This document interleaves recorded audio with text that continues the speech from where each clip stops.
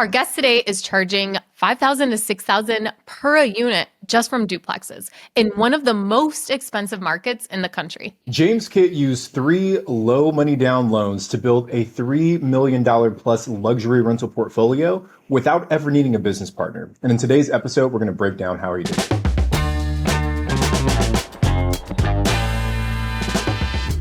This is the Real Estate Rookie Podcast. I'm Ashley Kerr. And I'm Tony J. Robinson. And with that, let's give a big warm welcome to James. James, thank you for joining us today, brother. Guys, thank you for having me. I've been watching the show for a little while now, so it's cool to kind of finally be a guest on it. So thanks. So James, give us a quick overview of what your portfolio looks today. And after that intro, I need to know what market you are in, how many doors, and what does that cash flow actually add up to? Yeah, so I reside outside of New York City in southwestern Connecticut. So it's a very wealthy suburb area. It's about 45 minutes from New York City. So a lot of commuters in our area. I currently have 6 doors. I'm actually house hacking one of the properties now. And so from a cash flow perspective, if you were to take the market rent for my current property that I live in, you're looking at just about over $9,000 a month in cash flow. That's awesome. Congratulations. And what year did you start doing this? 2021. So that's not that long of a time frame to accumulate $9,000 in cash flow per month. Yeah, I like to think I was at the right place at the right time, and also a little bit of luck and a little hard work, hopefully. So a few things came together for me, I think. James, now you said you're in New York City, right? Or just outside of New York City. I'm in Los Angeles. Like, we're talking about 2 of the most expensive metros that exist on the planet. I have not purchased in my own area just because when I got started, I couldn't afford to do it there. And I think that's the mindset for a lot of people who live in high cost of living areas, is that there's no way to make this work. And maybe I fell victim to that same belief. So what were you seeing in your area that made you believe that real estate investing could actually work, despite it being such a high cost of living area? I think it's the squeeze to start. I was actually renting in 2020, and I was paying for, a 1-bedroom around $2,000. And that's in 2020, right before rents really started to go through the roof outside New York City in particular, with COVID going on. And so COVID in particular really brought a lot of commuters to the suburbs where we are due to the hybrid and the remote work from home policies that they came into. And I just knew at the same time that working 9 to 5, living in a cubicle, that just wasn't working. So I had to figure out a second angle. So that's kind of where, I figured something around house hacking could work despite these prices. And luckily I had a couple people in my life who were in the real estate realm that helped kind of like tutor me a little bit and point me in the right direction, I guess you could say. So it sounds like, James, you decided on house hacking as the primary strategy. Why did you go with that approach specifically? I can't give you a great reason as to what other alternatives was, other than the fact that paying $2,000 a month for rent didn't sound appealing, versus if you look at the numbers between what the difference would be on a mortgage and house hacking, it's actually less, and you save quite a little bit of money. So it just came down to simple finances, and the idea of leveraging a large debt wasn't as scary as the idea of throwing my money away in rent. And especially when rents were jumping up at that time. Like I said, $2,000 would be hard pressed to find a 1-bedroom now for that cost. I mean, most of them are like $3,700 in my area for a 1-bedroom now. It's crazy. So it's unjustifiable. I'm renting 1-bedrooms at like $800 a month. So James, what is your actual buy box and the criteria you look for when you're purchasing a property? I would honestly say the side-by-side profile for duplexes is a big thing for me. The up and down duplex, I've never been a big fan of that. And that's mostly because I rented in a wood frame construction apartment building where you can smell the guys cooking above and below, and you can hear their dogs walking around. And I've lived that life where you're trying to go to bed at 9 p.m. and you hear somebody thumping around. It's not fun to live above and below, especially when you're paying a lot of money to live there. So being a side-by-side configurations have always been something I was more interested in. And then there's a few things that go into that really make it more attractive to me. I've had that horror story before of like a tenant in the upstairs slamming her toilet seat too loud. And that was what was just... You gotta give her like one of the self-closing ones, like, here's your Christmas gift. Yeah. Okay, so what were the actual numbers on the first deal that you did? How did you fund it? What did it cost? How did you find it? Everything like that. Yeah. So 2021, I came across a coworker of mine said his neighbor was trying to sell his house for like $1 million. Um, I did not have $1 million by any means. Anyway, connected me with him. I went over there, saw the guy. I ended up offering him 800,000. He actually gave it to me for 785 because he said the roof was old, so that worked out well. I luckily had the eligibility for the VA loan, and just out of good faith, I gave $1,000 deposit. So in reality, I purchased the $785,000 side by side duplex for just about $1,000, and that was luckily when rates were 2.7% interest. When on top of that, there's no PMI, so my monthly PITI came out to like 4,700 a month. And then from there, the front unit was actually renovated, but not anything premium or luxury, I would say, but it was good enough. And it was vacant. So I rented that out for $3,200 a month. So as you can imagine, there I have a $1,500 deficit or delta between the two of them. And then I actually had two of my good friends move in and they each paid me $800 a month just to live in my house in the back unit. So with that, I wiped all of my living expenses for that property and I got to enjoy a relatively nice, large townhouse with a 3-car garage actually too. James, kudos to you for getting so creative with this deal. Because not only were you house hacking one side, but then you took it to the next level and house hacked the unit that you were also living in. And if I'm doing that math correctly, you were netting $100, give or take, Yeah, living in yeah, property yep, that yeah, it worked just out well. just think about how insane that is. You were able to acquire a property, $785,000 property for $1,000 out of pocket. And then you got paid $100 per month to live there, right? Now, obviously, the 2.7% interest rate helps a lot there. And with today's interest rates, that'll be different. But even if you were able to cut your living expense in half, that's still a major win in terms of why house hacking is attractive. So, man, you crushed it with that first deal.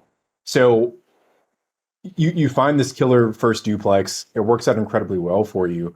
What do you do from there to help you scale? Because you said you're at, several properties now, $9,000 a month in cash flow if you include your single family home. What happens after that first deal? Yeah, I doubled down to say the least. So about a year later, I got the itch. I guess you could say of making $100 a month off of something I bought. Hey, this could work out for me. And I was working my W-2 job still.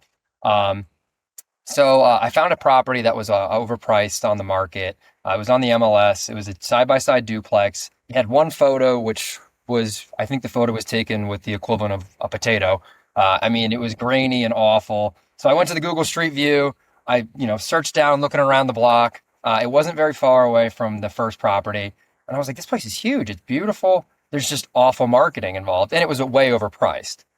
They wanted 1.4 million in a 2023 market. It wasn't realistic. And it was awfully marketed, so it wasn't going to go anywhere anyway. So I went and toured the property with the agent at the time. She just gave me the owner's email and phone number. I was like, you just deal with them directly.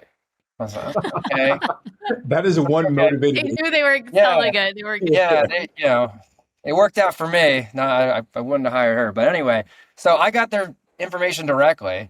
So I initially offered them like half of what they wanted for the place because I ran very, very conservative numbers. There's really no comps for a 3,000 square foot, 4-bedroom, 4-bath townhouse, and especially when there's two of them side by side. There's no comps for that in our market. So I had to use single families as comparables and then kind of draw where the rents might fall once I'm done with the renovations from there. So anyway, I offered them, I lowballed them. They pretty much said no, 900,000 is our number. And I was like, well, everyone says that. Put another offer in later. They just stopped replying. Then the listing expired on the MLS. And I luckily had their direct information. So I sent them another offer, didn't hear back. And eventually I talked to somebody and I was like, I really want this place, man. Well, like, what do I have to do? He's like, just put it, put your pre-approval together, put a real offer on standard form contract together. And do whatever the best you can to get to that 900 mark. I talked to my broker. We were able to just squeeze it. And this is just when rates started to climb back up. So like every week it was ticking. Like my ability to afford this $900,000 loan was slowly diminishing. So I locked in, luckily, at a 4.3 rate. I was able to get them at 900,000. They responded in an email saying, our attorney, reviewed it. It's legit. let's move forward. I was like, okay. And it turns out, this was a 1995 build with a with uh, brand new, 9-foot ceilings. It just needed, I will call it light rehab on the property. To me, light, I should say, but relatively cheap in the grand scheme of things. So it was a steal, really. I think that is such a great lesson right there. The motivation of an offer that's put together and presented, that like the document is there, all you have to do is sign. Like I'm actually going to do that on a property. I've been trying to get it for 2 months now. I started at 275 and then I went to 300, and like it's just kind of been like, "Oh, I don't know. We're going to see if we get other offers. It's an off-market deal."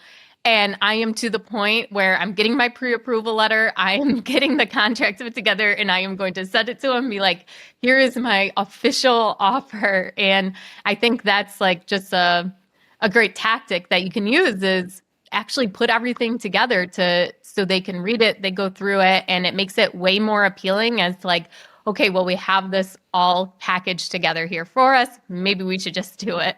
But Jen, let me ask, how much how much time did all that back and forth take? How long was it? A weeks? Was it years? No, this is 4 or 5 months. I mean, honestly, none of these deals worked out immediately by any means. They all took a little bit of time to kind of come together, and a little bit of pressure. So between these two properties that you have, how much debt did you accumulate at this time between those two, taking on the 900,000? Good debt, a lot, to be honest. The second property was a 3.5% down FHA loan. The first property, like I said, was $1,000, so relatively zero.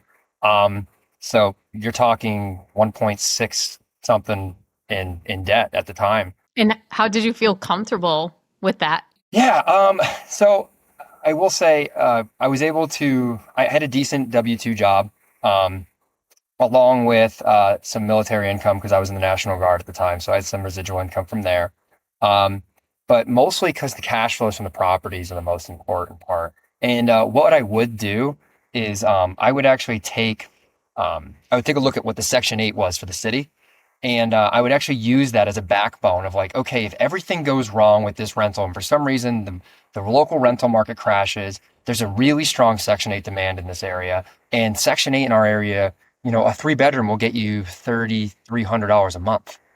So, if we talk about the first property, if I had a $4,700 a month PITI, 3,200, 3,300 if it's covered by Section 8, that's my bottom threshold. So that kind of helped just reconfirm that taking on this debt wasn't as crazy as it sounded, and then also just looking into the local market. But leveraging this debt is the only way you're going to compete in a high cost market, because at the end of the day, there are not $300,000 two families. The median price on a two family around here is 700 and something thousand. So all said and done with that second property, what did the numbers look like after you got it rented? Yeah, so the PITI on that came out to like 6,800. The cash on cash was 89%. The cap rate is at 11.7%. I think when I finished the rehab on the first unit and then I lived in the other one, the first unit rented for $5,500 a month. So 68, 55. So you do the math there. And then I eventually moved out of that unit, and I just re-rented the unit I rehabbed there too, for that one's at 6,000. So that one's making 5,000 or so a month in cash flow. So yeah, it worked out really well. And it luckily, like I said, it was a 1990 build. So buying newer homes, after 1965, it really eases up the renovation process and rehab process. And then you can kind of keep it mostly simple in the rehab scale. Now, your dad was a contractor and you grew up swinging hammers before you could even drive. So let's dive into how that actually shaped your approach to real estate. Are there any DIY jobs that you took on yourself with your projects? Yeah, definitely. I built a deck before I could drive, that's for sure. So painting, flooring, tile work. Honestly, you can name it. I actually ended up putting in a home theater in the first property because the basement was unfinished with 10-foot ceilings.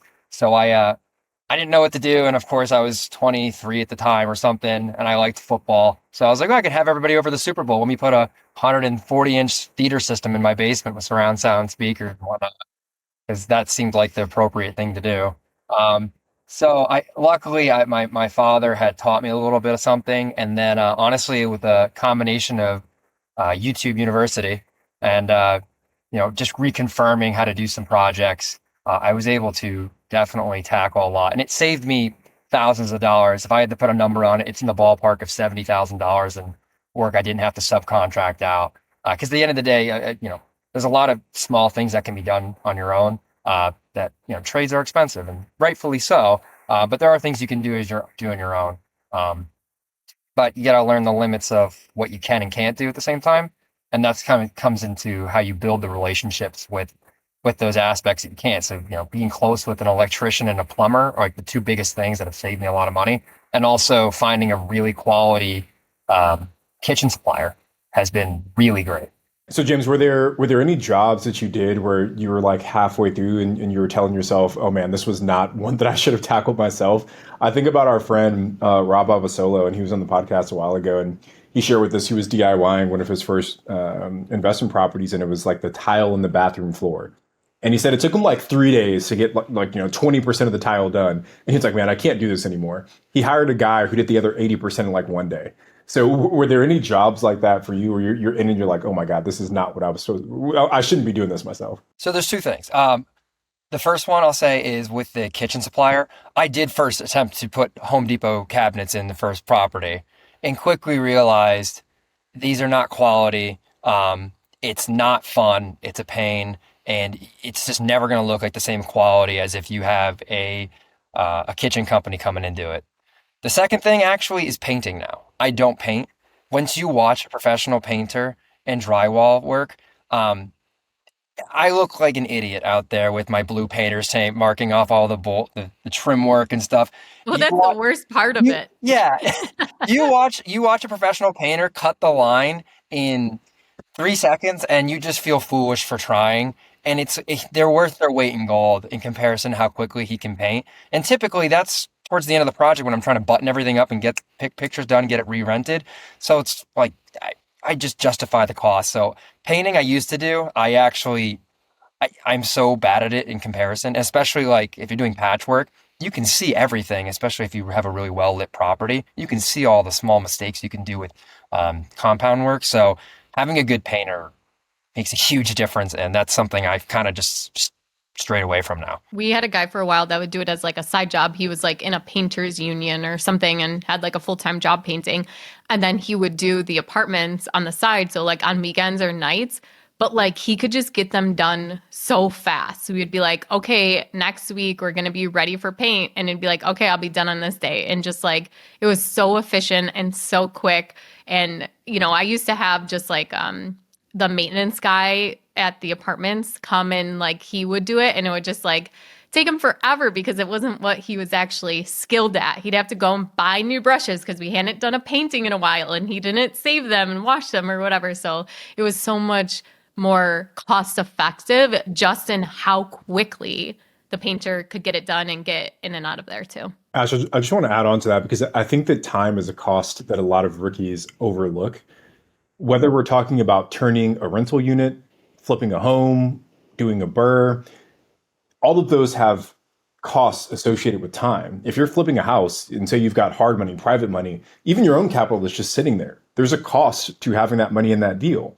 And if you hire someone who's a little bit cheaper for the paint, you hire someone who's a little bit cheaper for the cabinet, someone who's a little bit cheaper for this, you think you're saving money, but then when you add up how much additional time it cost you, you could end up maybe breaking even or even losing money on some of those deals with maybe even work that's less superior, right? Work that's not as good. So I know it's counterintuitive, especially for rookies as you're starting to maybe go with someone who's a little bit more expensive, but you want to make sure that you're taking into account all of those different elements and not just, hey, who's got the lowest cost.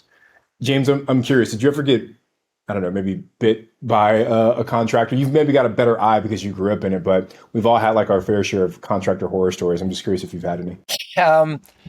Actually, I did get bit recently, and I'm bummed out about it. I didn't actually I didn't get to finish it out just yet, but yeah. Recently, what happened was I had a contractor for a paving job out of New York, and I gave the initial deposit. Everything looked good. Um, I had gotten actually a referral for them, and it was only like $1,500, and then um, they've ghosted me since then. So now I'm going through the process, which is a huge pain for out of state small claims court against the business. And it's not a fun process. Luckily, it was a relatively small amount of money because I've watched the Bigger Pockets podcast before and the Real Estate Rookie and how you should many years ago talk about how you should divvy up the proportions of money that you give out to these guys. So I gave them a small piece of money in comparison to what the total job was just to start, just for materials. So luckily I avoided that. But yeah, I've been bit, and that was actually 4 months ago. And I'm still going through the process of reclaiming the money.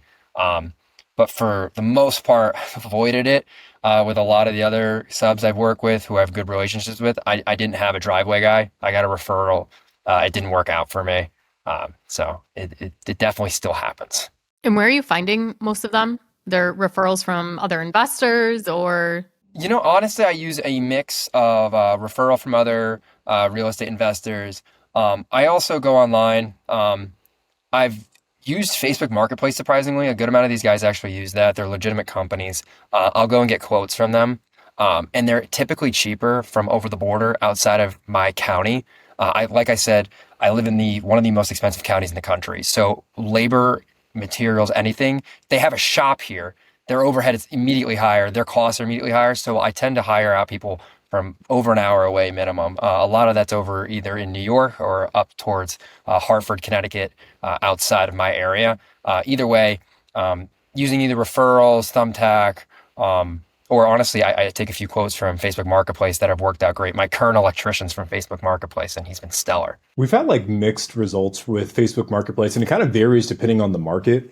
Like we found a great landscaper for our hotel in Utah off of Facebook Marketplace. We found some terrible contractors in California using Facebook Marketplace. So I think it really does vary on the market and kind of who's out there. But as we talk more about the renovation and the rehab, you said, James, that you like quote unquote design for premium. What does that actually mean inside of your rentals? I like to provide a high class experience, I guess we'll call it. I definitely target the higher income earners in the area. And to be frank, a lot of the tenants in which I'm pursuing, these are people, the households that are making a quarter to $500,000 a year. They're typically in their family formation years, late 20s, early 30s, or they're possibly empty nesters who are downsizing from their $3 million house to a $1.5 million house, and they need somewhere to stay while their house is getting built for 2 years. These are the people that I'm really targeting, and surprisingly, there's a decently strong market for. And a lot of these people don't want the high upkeep of a single family with a lawn. They want something that's spacious, but at the same time easy to upkeep on their own if they need to. So that's where it comes into the side by side characteristics, providing that single family feel that provides comfort at the end of the day. And then working to add some of these modern finishes that really kind of stand out. You can't do like a landlord special, you paint everything white and you move on with your day. I mean, I try to provide higher class appliances and really just try to go after that highest tier rent. And one of the other big things that helps kind of design for a premium, honestly, is fencing in your yard and allowing pets.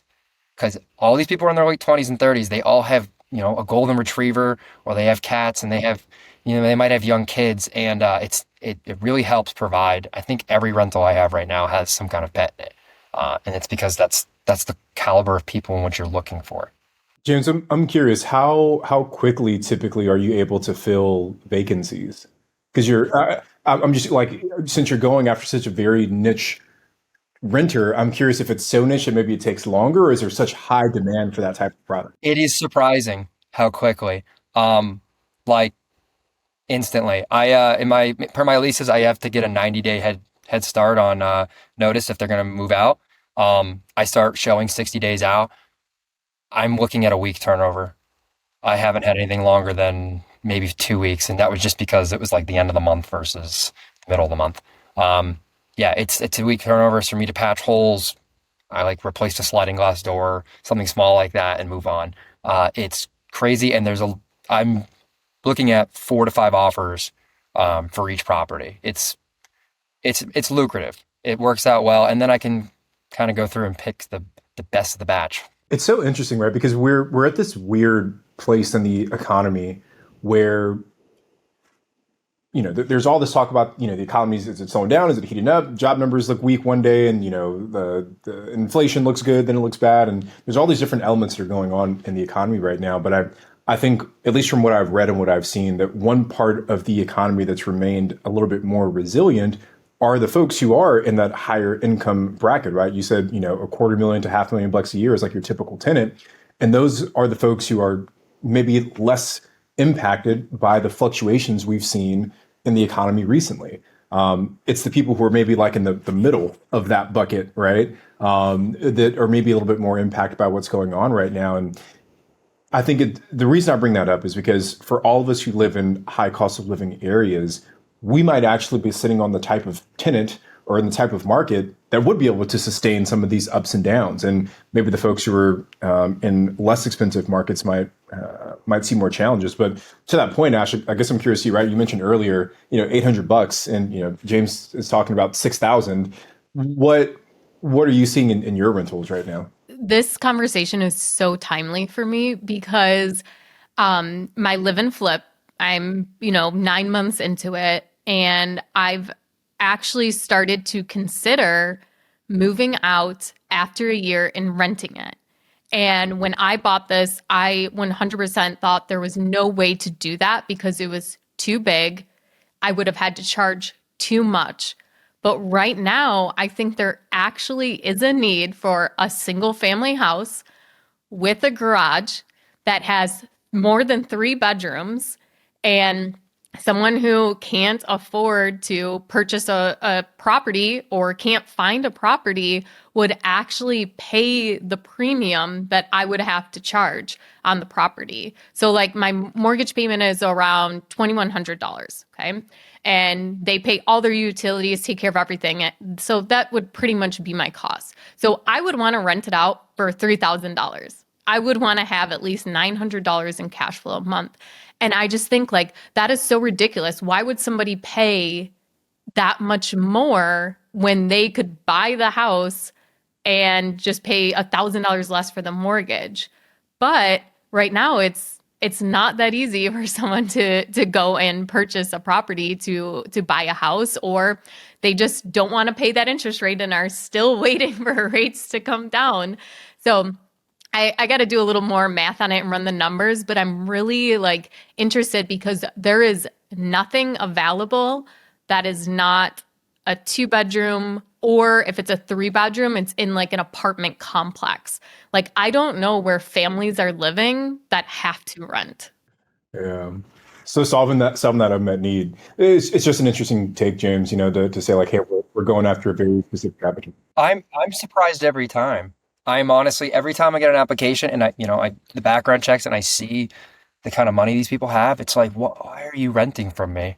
You don't have to. Why are you giving me It this makes me want money? to do like a Yeah, test yeah, listing. Like, okay, let's just put it up and see what yeah. This happens. doesn't make sense. No, Yeah. yeah, there's a But bunch of guys been like that. yeah. But James, you talk about background checks, and it brings me to my next question on tenant screening, because I know one of your units got raided by the FBI. And this is probably like, one of the worst nightmares that a potential landlord can have. So talk through us about how you found yourself in that situation. Yeah. So when I first moved out of the first property and moved into the second property, I had to rent out the unit that I was house hacking in, and so I rented it out. I found a potential tenant who he was making a lot of money. We're talking $750,000 a year. 800 credit score, squeaky clean background check, no problem. A guy from the town I actually grew up in, and he had a younger son who was in his late teens. Who I didn't think anything of. Apparently, he was going away to school or something. So I approved him because he was ready to go. Never missed a payment, no problems. And then like 6 months into the lease, I get a call from a bunch of my neighbors The ATF, the FBI, state police, and local police were all at my house. And funny enough, I was on my way there anyway because I was there to check on a hot water heater, I think, or a hot water tank. And anyway, I show up and they're hauling everybody out of the house in handcuffs. I actually, like I had mentioned, there's a 3-car garage there, and I have a storage unit above it where I keep my stuff. So, and I have some I have some equipment and stuff up there. And so like they're going through all my stuff. They're asking me a bunch of questions. Well, it turns out this guy had actually, his son had actually committed vehicular manslaughter as a kid. And he had gotten out of jail, was on probation, but he had violated in some sense or another. And it turns out he was actually like CNCing bomb parts suspiciously and some other stuff. So that's why the alphabet agencies got involved. So ultimately, it comes to the idea that you can't just screen the people who are the money makers. You have to screen everybody. If they're over 18, they have to get screened. It was definitely an interesting scenario. Didn't miss a payment, luckily, but definitely something I didn't know how to deal with at the time. It was just kind of like, okay, you guys do you.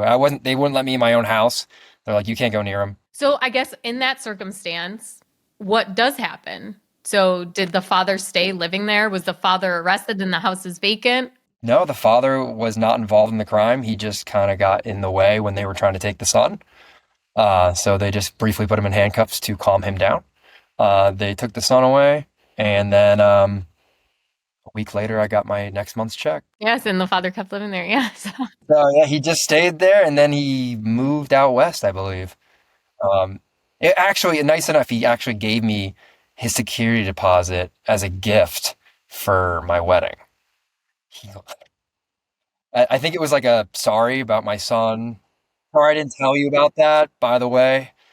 Like, so nice enough for him, I guess. But All right, so James, you're sitting there with a few cash flowing properties. You'd actually picked up a third as well that we didn't touch on before, but I think at that point a lot of rookies would just kind of chill, But you're looking to get even more creative in the next phase. So you mentioned a potential play to split a duplex into 2 condos, and I think we interviewed Leica Devtha, who also talked about like condoizing, or I can't even remember what phrase she used, but something similar to that as well. What exactly is that play? What happens there? so I'm also doing a little research on this. I've gotten caught up in a few other things, so I haven't gotten to divvy into it. I've been talking to my real estate attorney, and I need to dive in a little bit more. But zoning does allow it, and essentially, my second property is a prime example for this, where I purchased property for $900,000. It's side by side townhouses that are huge, 3,000 square feet each, 4 bedrooms, 4 baths with 2-car garages below. They're perfect for this. And luckily enough, recently a townhouse, an actual subdivided townhouse, just sold for 1.1 that's actually smaller and more outdated than mine, in a similar area to mine. So the idea would be to legally go through the process to subdivide the units into 2 condos, to then sell one of the condos to wipe out the initial debt I have on the 2-family property, which would probably require some kind of bridge loan between the 2 of them.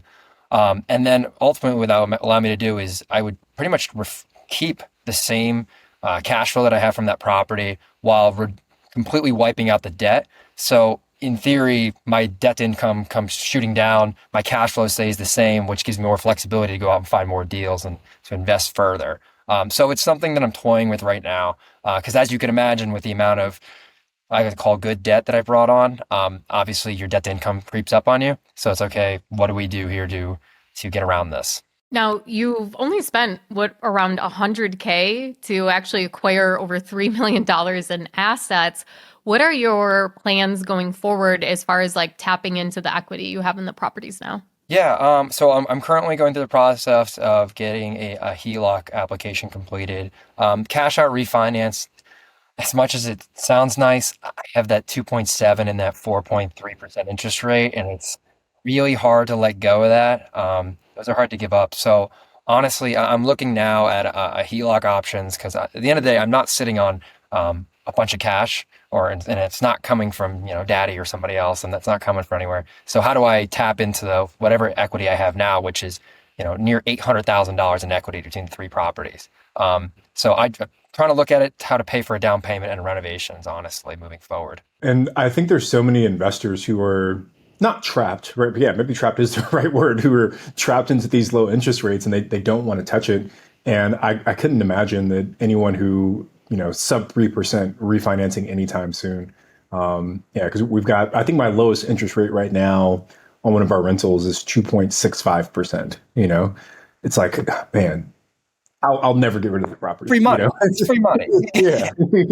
I actually saw someone post on Instagram and this today, and I didn't finish reading it, but they were writing about like how it's such a big dilemma for people as far as like, okay, you want to like sell your property or you want to move, but you have this really nice interest rate and you feel almost like stuck in that property.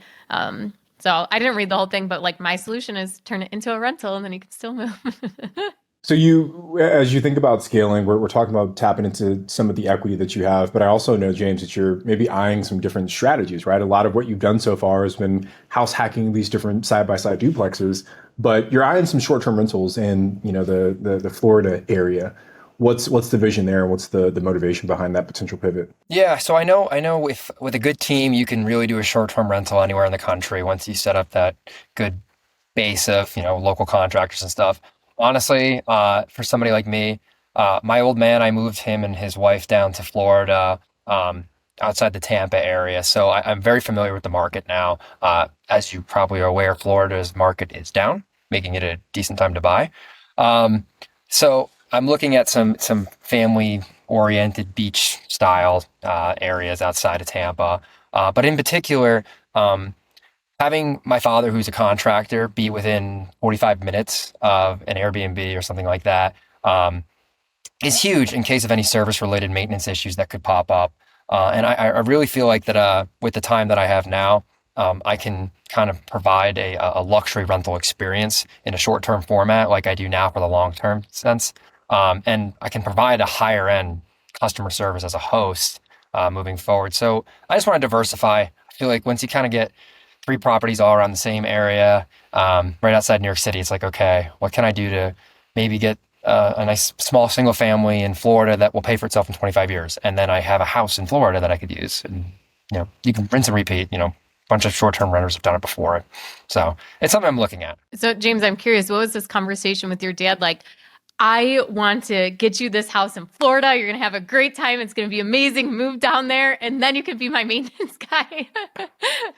He's bored. He's like your classic blue collar guy who gets like up he's probably 4 a.m. excited to like 4 a.m. do for this no video. reason. Yeah. Yeah. Like he gets up and he just needs something to do. So like they bought a house that was a move-in new build and then you start remodeling it. He's just like, let me make this better.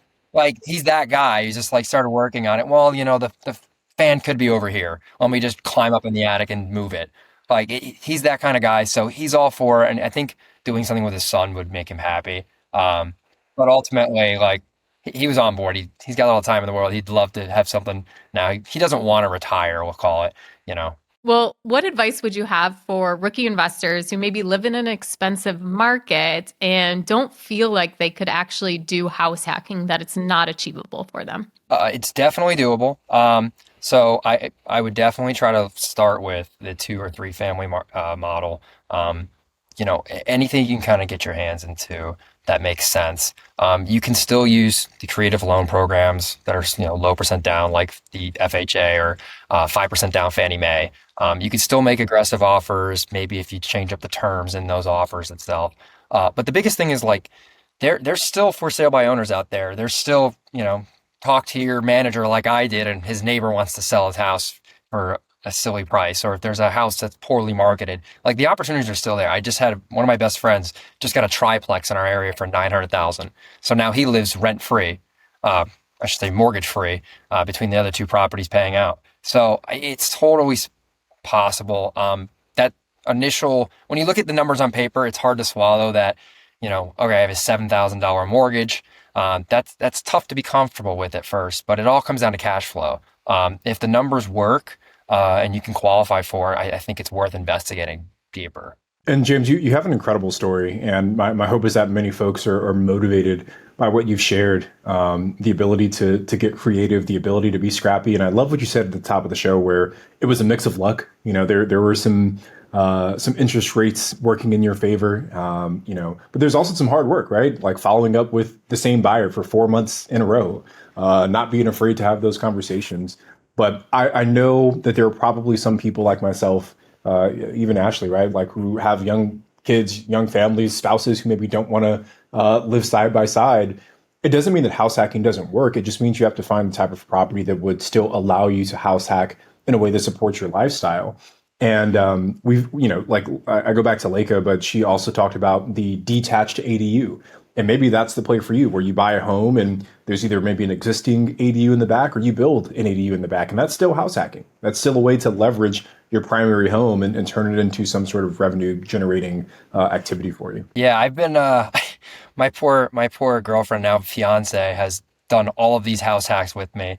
And as soon as I do the live-in kind of renovations on these properties, as soon as it's nice, really nice to live in, it's on the next one. Like I feel so bad. She has been such a trooper. Luckily, she sees the light at the end of the tunnel. Like, all right, everything we're doing here in the mid late 20s is going to set it up so that we can get that house, or we can build that house that we want in our 30s. So luckily, she gets the bigger picture. But yeah, it's tough. I couldn't imagine doing this with kids. Let alone, like, we won't even get a dog. We have two cats. We won't get a dog because I know dogs will get into everything, and next thing you know, is eating my tools or something.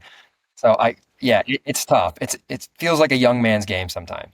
We actually had a guest on that moved every year over 10 years with his family. So they didn't house hack, but they would move every single year with their kids. And I think they have 4 kids maybe. So accumulated kids over the years, but moved every single year as a family. Yeah. That's the hustle that a lot of people don't see. They see the Instagram post where you're talking about, the properties and the cash flow, whatever it may be, but they overlook the hustle and the sacrifice that goes into it. So, I guess last question we can end here, James. What was the moment that you realized that real estate had actually changed your life? So obviously, bar, you know, cash flowing $9,000 a month now, or the $800,000 in equity that I might have. Um, Honestly, I went to school for supply chain. I had a corporate 9 to 5 job, and having the ability at 26 years old to get up and go, I think I'm done with this. After 5 years of working corporate, which it's very different than a lot of people's lives. It's crazy, and I have now the freedom to kind of work on the properties as I want. But ultimately, I can pursue more time doing the things that I like to do that make me money. So I mean, like, I right now I work on the properties, and then I do a high end handyman service on the side. So like, I wouldn't have had that opportunity if these properties didn't exist. Well, James, thank you so much for joining us today and telling everyone your journey and your lessons learned along the way. Can you let everyone know where they can reach out to you and find out more information? Sure. My Instagram is List It with Kitt, and also James Kitt. And then I think that's it. Yeah. Well, thank you so much for joining us and congratulations on your success with your real estate journey. And we can't wait to see how much further you take it. I'm Ashley, he's Tony, and we'll see you guys on the next episode of Real Estate Rookie.